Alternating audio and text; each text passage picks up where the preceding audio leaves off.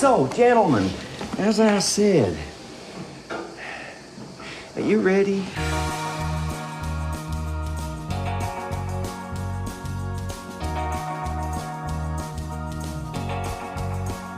Hey everybody, and welcome to another episode of the Underrated Podcast. This is the podcast where we discuss films that we feel are underrated, underappreciated, or those that have just slipped under the radar and passed most people by.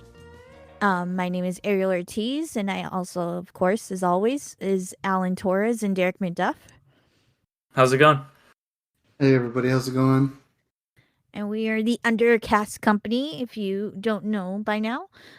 Today we're going to be discussing the 2017 Steven Soderbergh directed Logan Lucky, which is one of my favorite movies, and like Steven Soderbergh's earlier trades into the genre. This is actually a heist film, but a little bit more of a twist and a more amateur-y kind of story than the Ocean's 11 and trilogy were.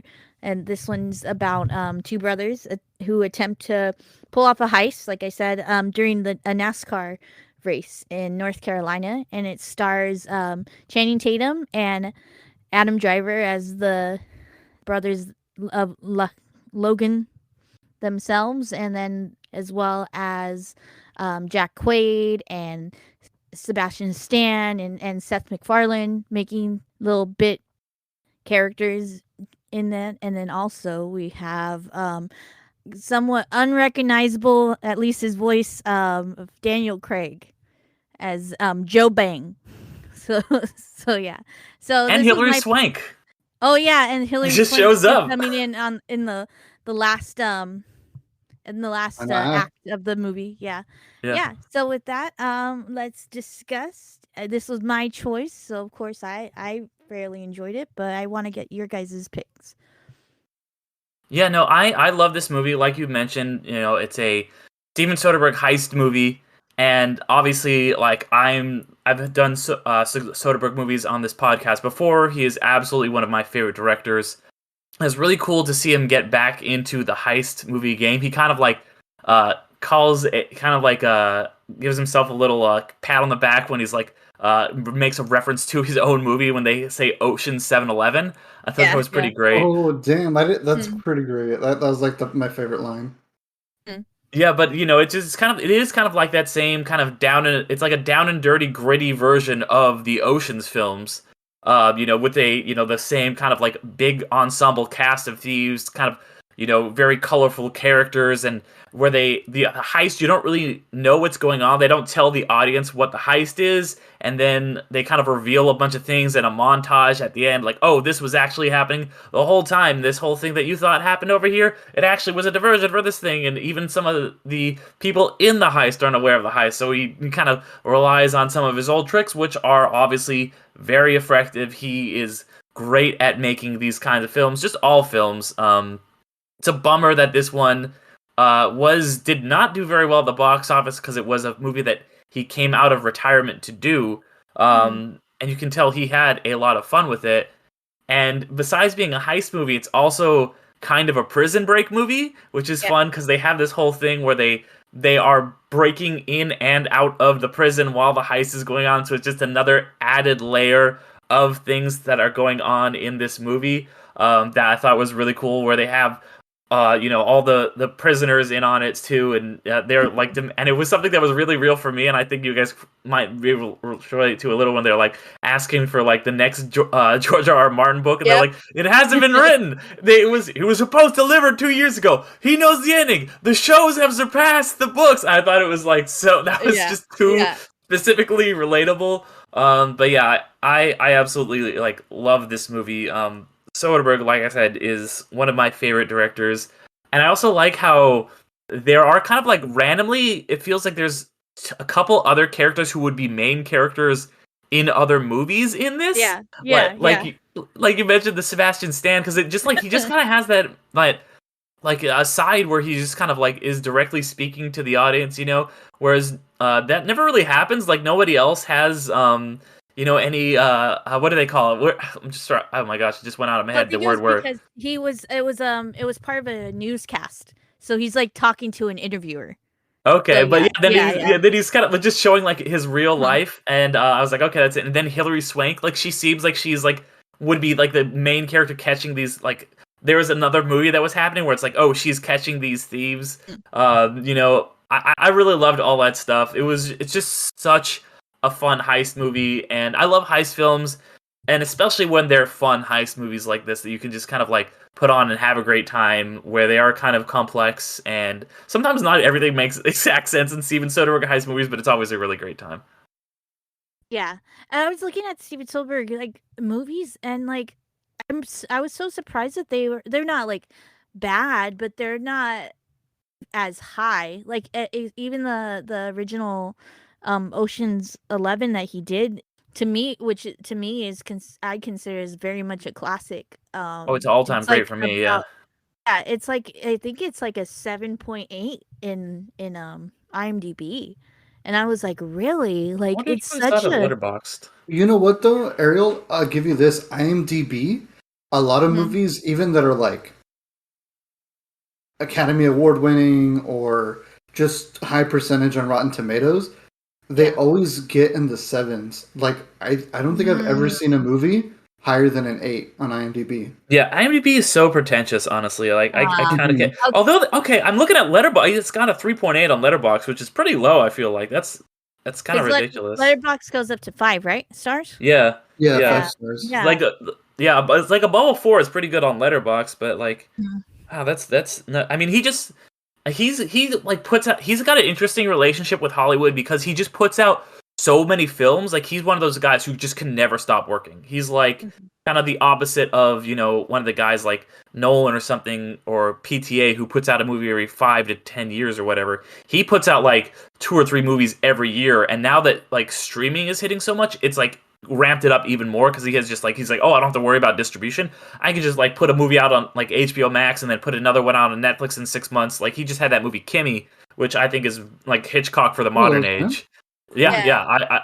So I really enjoyed that. But yeah, he kind of like will have like these periods where he's like a really big guy in Hollywood. Like he'll have his Aaron Brockovich's and his Ocean's movies, and he'll be like hot shit in Hollywood. But then he kind of is like, oh, I just kind of want to do my indie thing because he's also like one of the biggest indie guys ever. Like he did Sex, Lies, and Videotapes, which was kind of like one of the biggest indie movies of all time. And just he's a really interesting dude, honestly.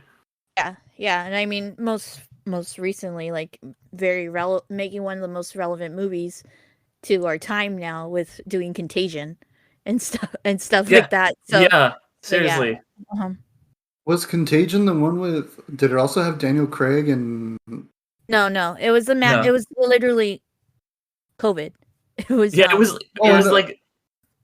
was from like 2012, and it had like it's funny because you couldn't get it on DVD.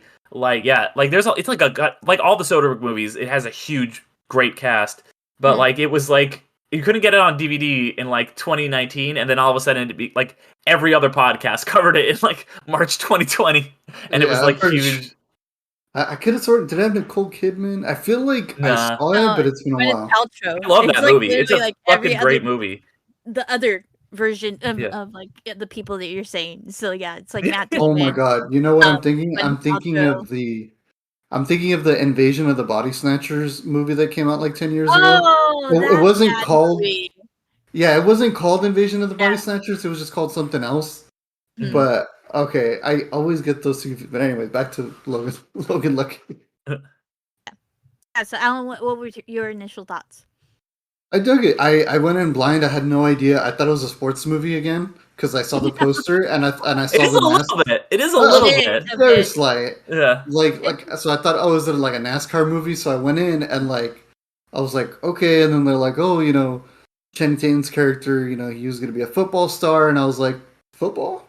And then they're like, yeah, and then Adam Driver's character, she went to Iraq, and I was like, I don't know what the hell's going on.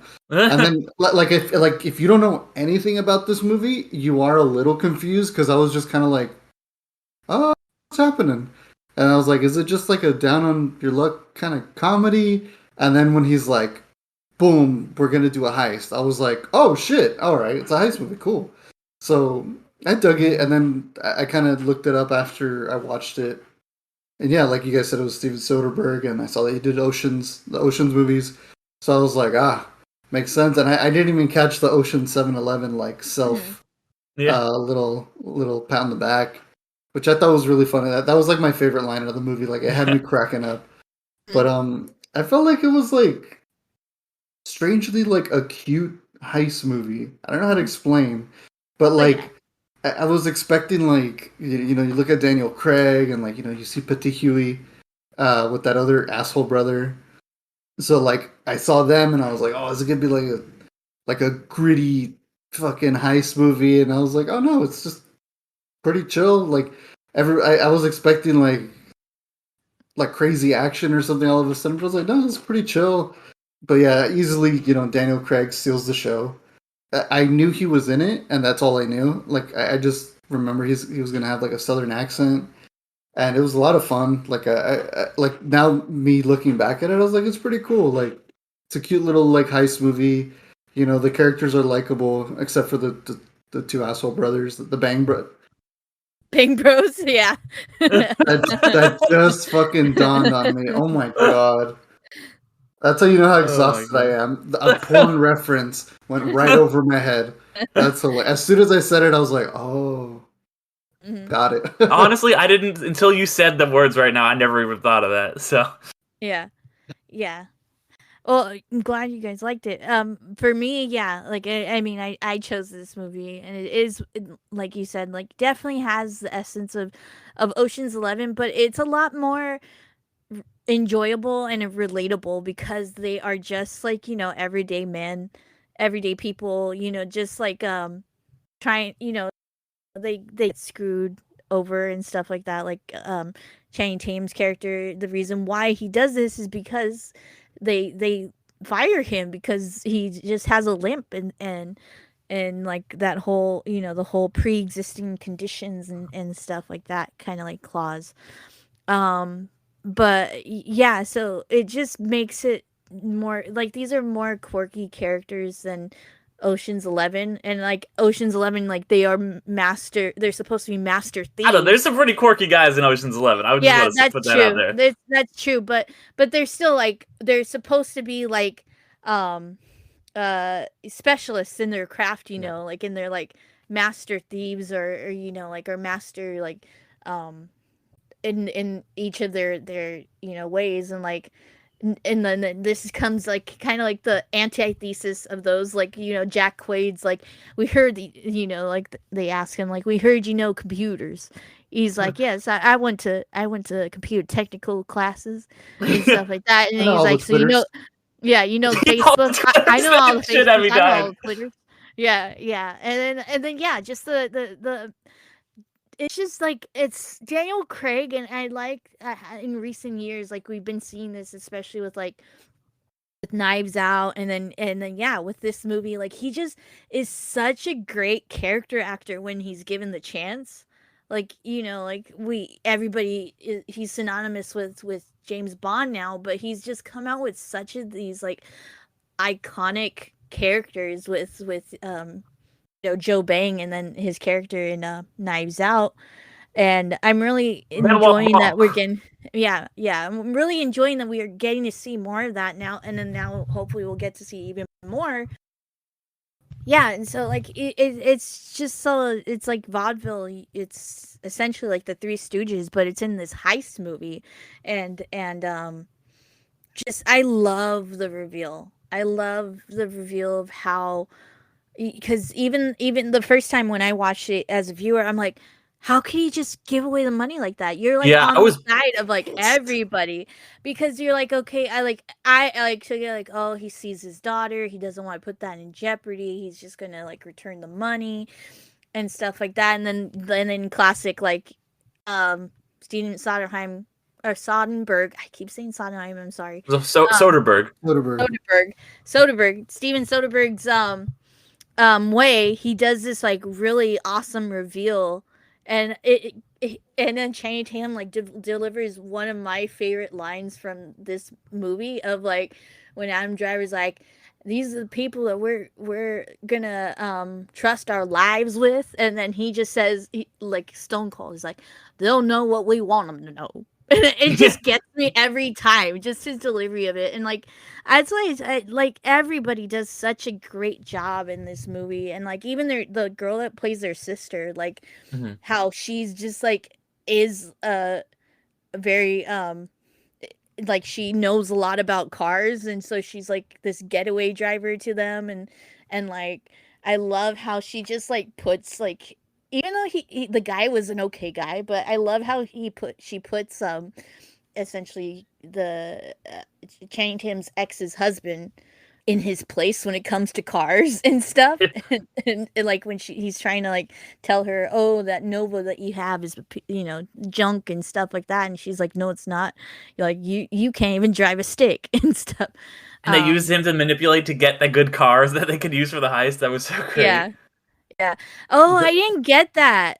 Mhm. That's why she says, Yeah. yeah, She's like, get a she's egging stick. him on. She's like, you can't even drive sticks so that he'll get the fast car. Oh.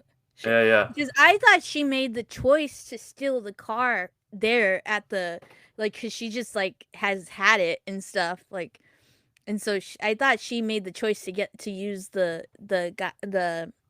husband's car, like in that moment. I didn't know that. Oh, that makes more sense. Yeah, there's like a lot of things that like I picked up on this one. Like, ah, dang Mhm. it, there was another time. Oh yeah, like I didn't notice how like that when Joe Bang drinks the water, the tap water on purpose, and that's what gets him Yeah. sick.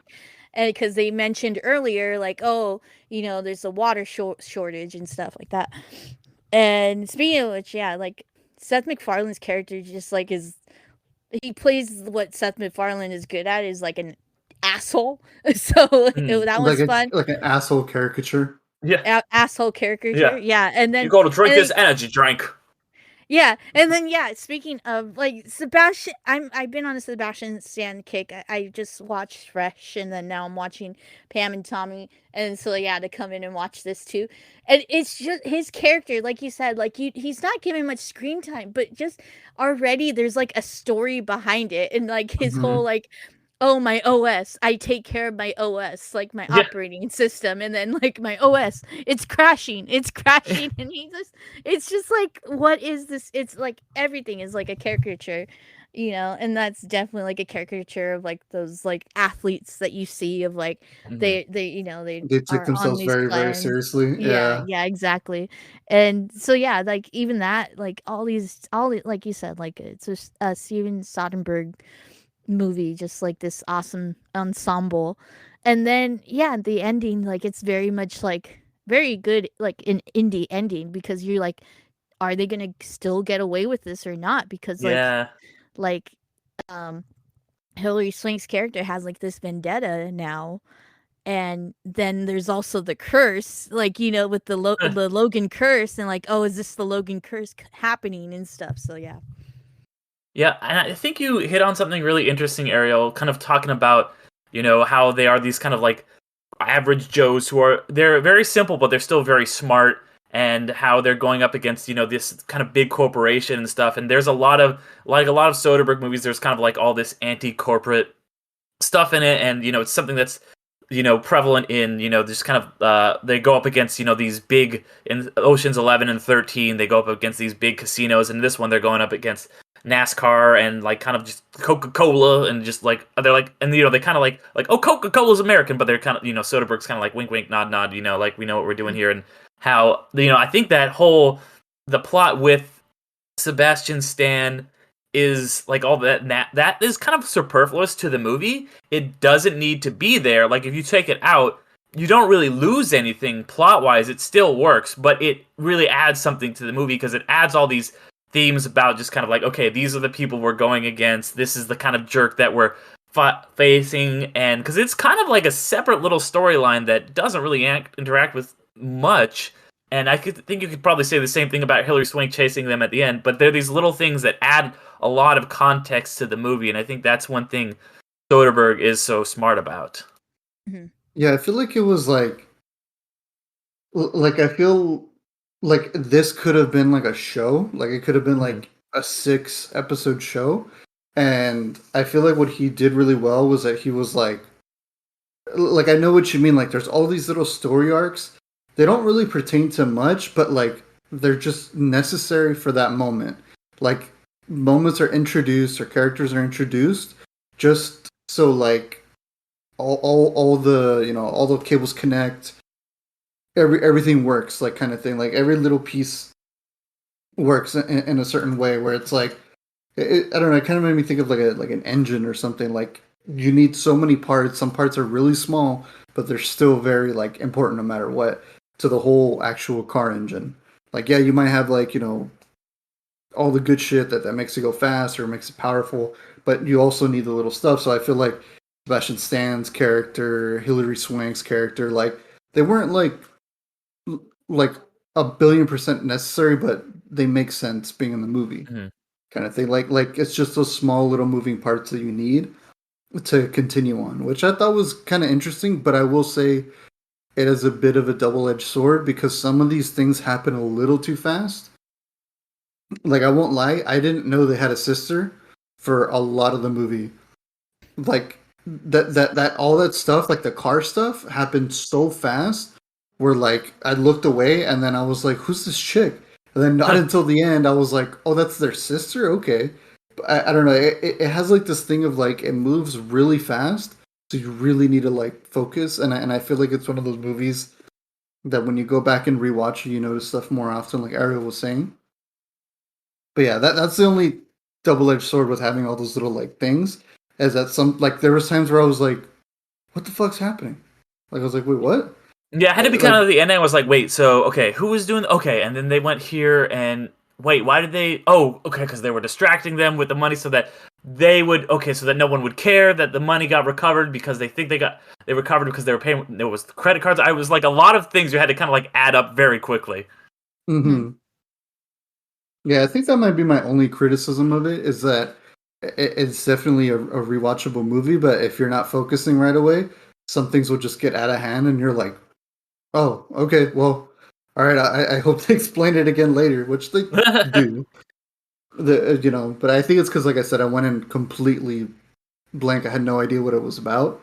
I think that's what made me kind of go, "Oh shit, what's going on?" But Yeah. yeah, And I like that there's like a whole kind of like extra act after the heist is done where they like kind of show you all the moving parts and what happened afterward and like kind of like reveal the heist slowly. Like you don't see like what happened actually in the heist until like 20 more minutes of movie. Like so they make you kind of wait and like try and figure stuff out. Mhm. I, Yeah, I like that though. I'm a big fan of like some movies where they Yeah, kind me of too. where yeah, some movies where they just kind of do that thing where like they have a bonus. Like I feel like DLC got added like right at the end of the movie, so I'm That's just really like, funny. whoa, there's You more have unlocked movie. Hilary Swank.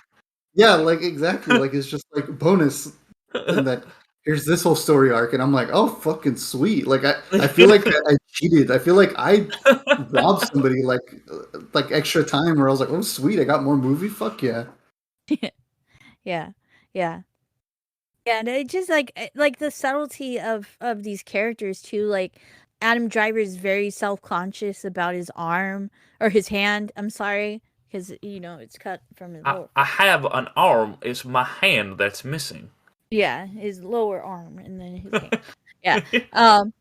Yeah. How he's so self conscious about that, and like you get nuances of that like without him actually like anybody saying it, that he's like self conscious about his arm, and then like um and yeah, like there's like all these different, like these are very like well thought out characters, like as they build up and stuff like that, and like and like you get to like love or hate in the case of like some characters, like Kate Kate Hudson, right? What? What Hilary Swank? Kate Oh, Katie no, Holmes. Katie Holmes. Oh, There, Katie there we go. Holmes. Yeah. Like Katie Holmes's character of like By the way, she's I'm like, glad she's in movies again. Like, oh glad yeah, she got out of Tom Cruise's wrath or whatever. yeah. Mm-hmm.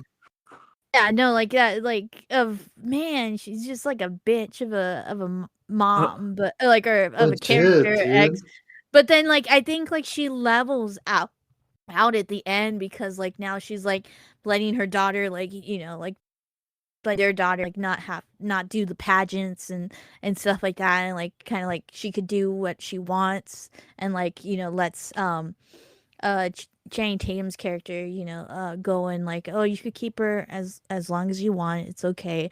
So it's like very much like, yeah, showing like uh like even that small of a character kind of has this like little character arc, and I really love how all these different characters have like these character arcs, like they're like also like the little romances that happen like with Channing Oh, yeah. Tatum and then Did we kiss?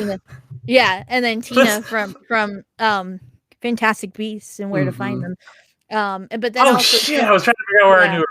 Yeah, that was her. yeah. But then also Joe Bang, like Joe Bang and the sister, like they're Yeah. like they seem like to like kind of spruce something up, and Mm. calling back to that. That's an awesome moment too of like, and Millie, I'm about to get naked. No peeking. I said no peeking. So just that whole it's just like I love the subtlety that comes with this movie, and like we kind of said that it definitely leans to rewatchability, and it's a very enjoyable like rewatchability. It's not something like you're like, oh, I have to rewatch this again to like catch everything. No, it's like a fun journey to go on each time, and so like catching these little other nuances like is just like a fun like addition, like like going into like video games and stuff like that, seeing all these like Easter eggs and side missions that, oh, this is why, and stuff like that. So yeah. Like, and You it's guys ever interesting. seen... Oh, sorry. Go ahead. No, okay. Like we talk about subtlety. I love the moment where it's revealed that Adam Driver has that kind of better prosthetic arm. Like it's like almost I don't know what he was called. I guess robotic arm, where he like because it's shot where you are kind of like looking at the other side of them, and then he pushes him the glass. It's such an in character great moment where like of course that's what he's doing as a bartender, but it also is like you are like, oh wow, he got like this great arm, and that's so cool for him because that was his arm was such a big thing for him. And then also it's like, oh, that's the reveal that like no, they did get some money because that arm obviously cost some money. His brother got him that arm, it cost him some money. So this isn't quite over yet. They didn't give all the money back. Let's see where this goes. That like it's such great visual storytelling that Soderbergh does in this movie, and heist movies really rely on visual storytelling in like a really big way. But what were you just gonna say, Alan? And I was just gonna say, have you guys ever seen Letterkenny? Yes. No, Yeah. I've heard really good things about it. Yeah. It's a great like Canadian show about like Canadian hicks, and I could totally see like these characters kind of living in the same universe as like Logan Lucky or Letterkenny. Just kind of that I noticed. I think that's what it like really gravitated to me, because there was a certain like their dialogue was not all the way like Letterkenny, but similar in that aspect, where I was just like, I could totally see these characters like talking to those guys too.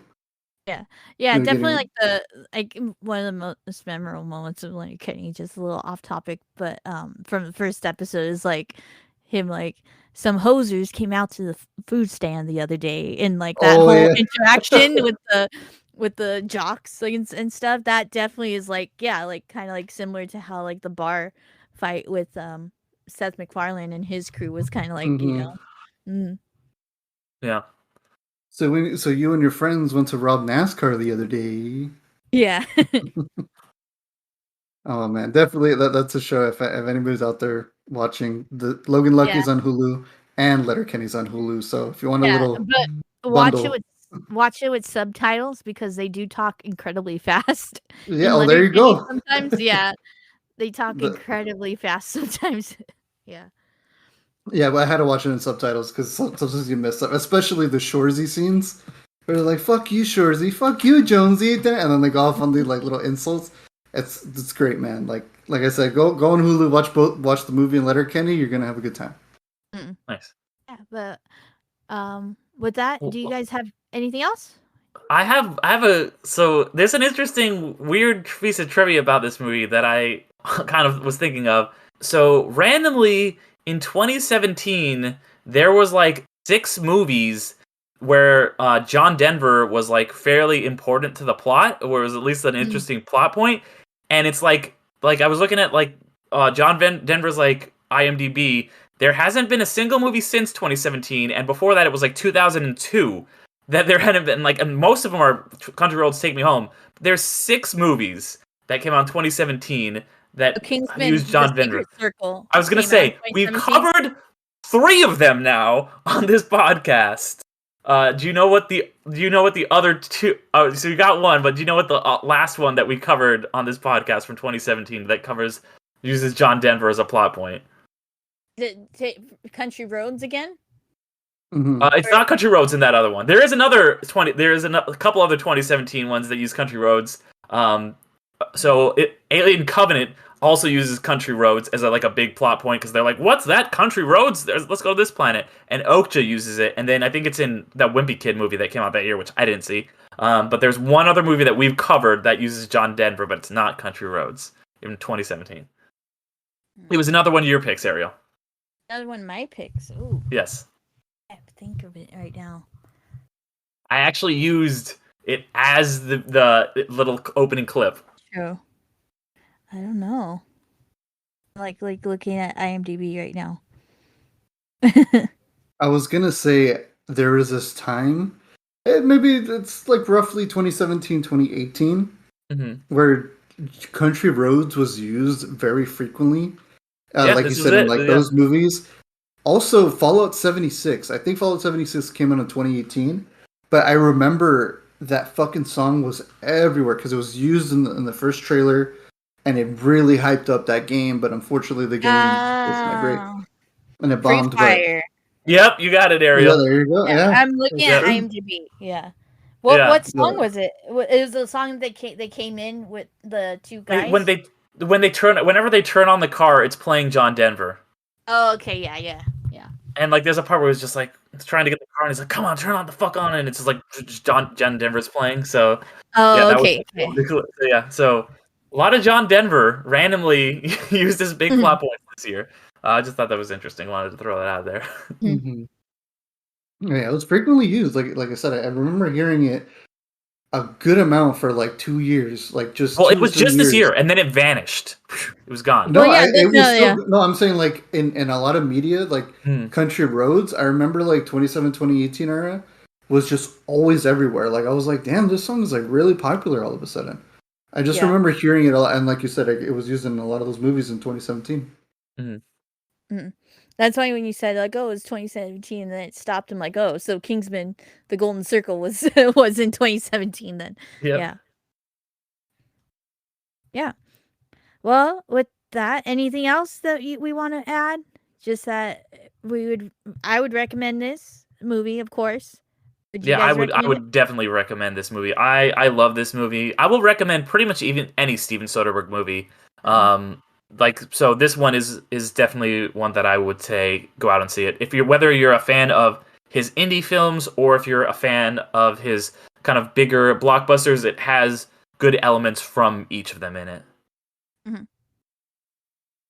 Yeah, I would too. I would. I would too. I mean, like I said, it's a pretty chill like heist movie. Like I feel like I think one of the big things was like I feel like you can just pop it on and have a good time. Like, there's some heist movies where you're like, you kind of get a little anxious and you get a little like over like the edge of your seat and you're like, oh shit, like are they gonna make it? Gonna make it? What I like about this one, it was pretty chill. Like you just saw it and everything happens and then they have that big reveal at the end and you're just kind of like, cool. Like it's a very nice. You can coast with it. Like you don't. I don't know. Like sometimes it doesn't stress you out. Yeah, it doesn't stress you out. You just coast with it and have a good time with it. Yeah, definitely. Yeah. Well, with that, everybody, thank you as always for listening to our podcast here. And just so you know, we do have a few other podcasts that are part of our Undercast Company banner. We do have my podcast called You've Never Seen, ! Where I discuss films that are part of pop culture, cinematic history, and I introduce them to somebody or somebody introduces them to me. We're going to be having some really good upcoming episodes coming up, so please check that out. And then as always, well, now actually the second season hopefully will be coming out soon for Derek's Gateway Episode podcast, where he is introduced or somebody else introduces him to a television show or series using only one episode. If you want to go a little bit deeper and say what exactly the second season, this exciting second season entails, Derek? Yeah, so for the second season, we're going to do 8 episodes, and they're going to be on miniseries. So we've already got our first episode recorded on The Queen's Gambit. I'm doing a bunch of other fun miniseries and limited series. And once we hit 10 patrons, those are going to start coming out, and it's going to be week to week. So you'll get a new episode every week of Gateway episodes once we can hit that 10 patrons. So if you guys want to sign up for Patreon, that's super awesome. We have tiers as low as $1 a month, and if you do sign up, you'll get the access to that first episode early. Yeah. And then we also have our Marvel podcast called Infinity Stones and Dragon Bones. The Dragon Bones are once again relevant because we got it back on Disney Plus. So yeah, it's awesome there. We suck it out. We didn't change the name. We were rewarded. So yeah, so that's our Marvel podcast where we touch base every once in a while when there's new Marvel stuff coming out. So our next episode is going to be about both Moon Knight as well as Doctor Strange in the Multiverse of Madness, and we are all super excited for that. I had to go and watch Spider-Man No Way Home again in theaters just to, sedate my want for Marvel stuff, and I'm probably going to go back and rewatch a couple of shows in the meantime, because I'm very much just want Marvel pumped into my veins right now. So, but yeah, I'm super excited, especially with the Miss Marvel. At least the day that we're recording this, the Miss Marvel trailer finally came out, and the date was announced. So super excited for that. Super excited. Good Marvel stuff.